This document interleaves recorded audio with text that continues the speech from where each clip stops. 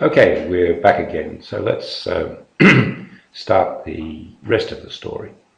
So let's start by looking at this dynamical system. Well, as I said before, it involves the three variables x of t, y of t, and z of t, and we're going to put those into a vector of, or if you like, a list of variables, and then we can establish that as a mathematical object by executing it. And we can see that the differential equations also involve the derivatives, so we can establish those simply by differentiating this vector with, or the elements of this vector with respect to time t. And then the remaining ingredient are the right-hand sides of those differential equations. And if we go back and look at them, they were sigma into y minus x, x into this, and so on. So let's go down, and there I've just copied those into this list here, and there they are. And so that's now established. And here, as we said before, sigma, rho, and beta are the parameters of the model. Well, we can write that system in this very compact vector form, where f is a vector function of the variables. We write it like that, and that can be expressed in component form like this. Okay, so in the introduction I mentioned fixed points. So what are they? Well, if we look at the equations, we can see they're the points where the right-hand sides are 0. So if we look at the first equation, we can see that that is 0 whenever y is equal to x. So let's start by solving that equation for y, which of course is equal to x, like so, and there we go.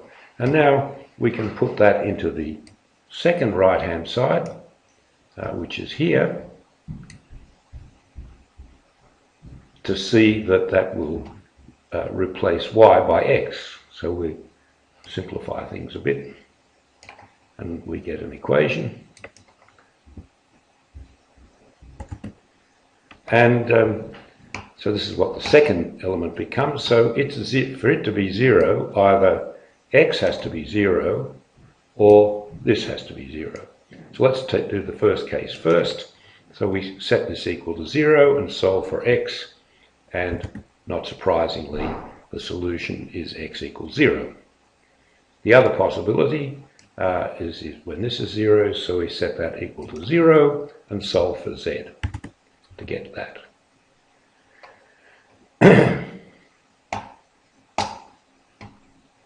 So we now consider this case. So we take the value of y, which is equal to x, and the value of x, which is equal to 0, and put those into the third equation to get an equation like so. And we can see that that'll be 0 if z is 0. So in other words, this possibility leads to a fixed point at the origin. In the second case, we put the solution for y and the solution for z into the third equation using this, and we can see that this is a very simple quadratic equation for x, which we can solve to give this. No, sorry. If this is the first case, we find the fixed point is at the origin, and in the second case, we set this equation here equal to 0 and solve that for x. And there are two solutions here, which are real provided rho is greater than 1. So in other words, if rho is not greater than 1, then there's only one fixed point.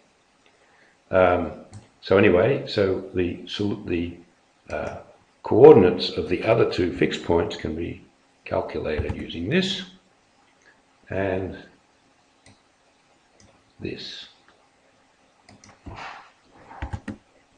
And you can see that the third component of each is the same, but then the signs of the other two are negative in this case and positive in this case.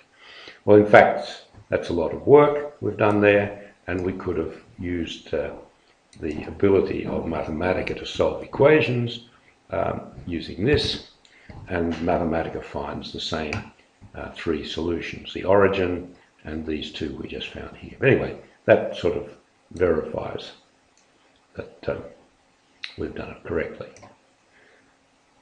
So now the next thing we want to do is to find out what kind of fixed points we have. So the way we do that is to linearize the equations by making a first order Taylor expansion of the right hand side vector about each fixed point. So how do we do that? Well, we need to calculate the derivatives, the partial derivative of the equations with respect to the variables, and there are three equations and three variables, so that we can represent as a vector of vectors or a matrix, which we can visualize like that. So, and that has to be evaluated at each fixed point. So if that's done, then the differential equations, or the approximate ones, are linear with this matrix J multiplying the vector of coordinates.